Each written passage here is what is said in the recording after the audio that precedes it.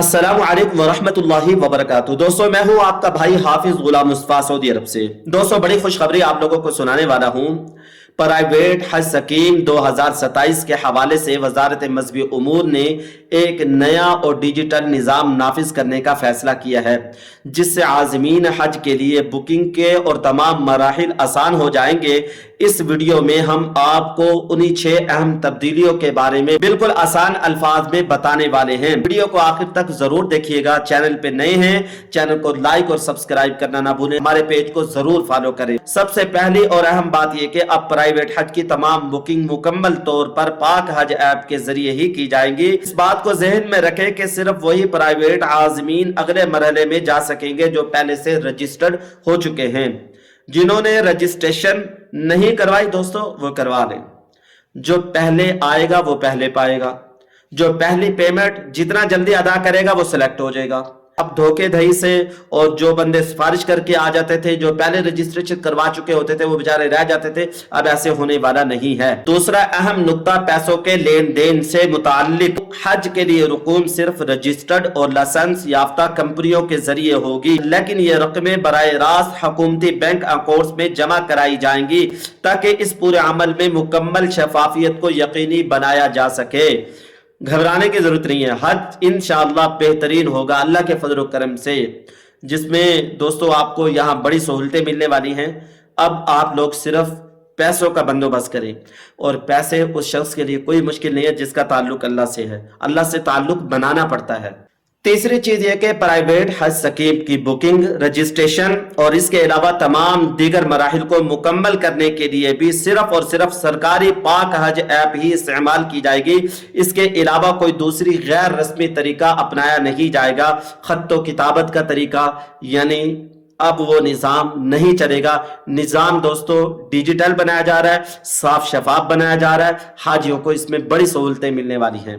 चौथा पॉइंट ये कि इस नए निज़ाम का बुनियादी मकसद प्राइवेट हज के पूरे ऑपरेशन को मुकम्मल तौर पर डिजिटल बनाना है। यह फैसला सऊदी अरब के ऑफिशियल नुस्ख मसार सिस्टम के आइन मुताबिक किया गया ताकि बैनुल अक़वामी मयार को अपनाया जा सके। पांचवी बड़ी पेशरफ्त यह कि साल 2027 में पहली बार ऐसा हुआ कि सरकारी हज स्कीम के साथ साथ प्राइवेट हज स्कीम भी वजारत मजहबी उमूर की जेर निगरानी में चलेगी। ये यानी तारीख में पहली मरतबा हुआ है, 2027 में हो रहा है, और ये जबरदस्त निज़ाम हो रहा है। क्या आप इस निज़ाम को अच्छा समझते हैं? क्या ये सही हो रहा है? कमेंट्स बॉक्स में अपनी राय जरूर बताइएगा। बारे में अपनी क्या राय रखते हैं? अहम नुक्ता यह कि दोस्तों इन तमाम चीजों से क्या फायदा होने वाला है। वजारत के इन तमाम इक़दामात से प्राइवेट हज स्कीम के तमाम इंतजामी और बुकिंग के मराइल एक मरकजी डिजिटल निज़ाम के तहत बहुत आसान हो जाएंगे, जबकि आज़मीन के लिए बुकिंग के रिवायती तरीक़ाकार में भी नुमाया तब्दीली देखने को मिलेगी। यानी बहुत सारी आसानियां होने वाली हैं प्राइवेट वालों को भी और हाजियों को भी। अब दोस्तों अकेला बंदा वो किस ग्रुप में शामिल होगा? लोग सवाल करते हैं, कमेंट्स करते हैं। अकेले बंदे को किसी ग्रुप में शामिल होने की जरूरत नहीं है। ग्रुप में वो लोग शामिल होते हैं, उनको ग्रुप बनाने का कहा जाता है। जैसे कोई रिश्तेदार है, मुख्तलिफ जगह पे रहते हैं, उनको कहते हैं भाई आप ग्रुप बना लें। जैसे कोई महरम है, उनको कहा जाता है आप ग्रुप बना लें, ग्रुप में रहेंगे तो आपके लिए बेहतर रहेगा। अगर कोई अकेली खातून जा रही है, अकेला कोई मर जा रहा है, उसको वजारत मजहबी उमूर खुद एडजस्ट करती है। ऐसे लोगों के साथ फ्लाइट में बैठेंगे, आपका खुद ही ग्रुप बन जाता है। यहाँ जब आप लोग मक्के में मदीने में रहेंगे, खुद ही उनके साथ आपकी हेलो हेलो हो जाती है, आपका खुद ही ग्रुप बन जाता है।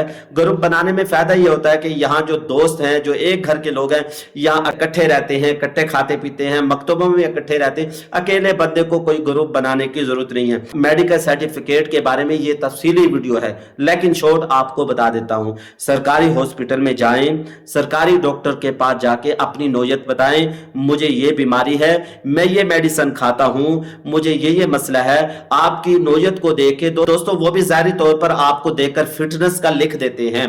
तो आप जाएं, उनको सारी नौयत बताएं। हज के सफर में धोखेधड़ी से काम नहीं लेना, तो आपको मेडिकल सर्टिफिकेट बना देंगे, इंशाल्लाह आप लोग हज कर लेंगे। अगर आपको ज्यादा कोई मसला है दोस्तों, मेडिसिन का इस्तेमाल करें, ज्यादा से ज्यादा चलें, अखरोट खाएं, बादाम खाएं और ऐसी चीजों से बचें जिससे पेट में गैस हो, मैदा खराब हो। सारी बीमारियां मैदे से लगती हैं।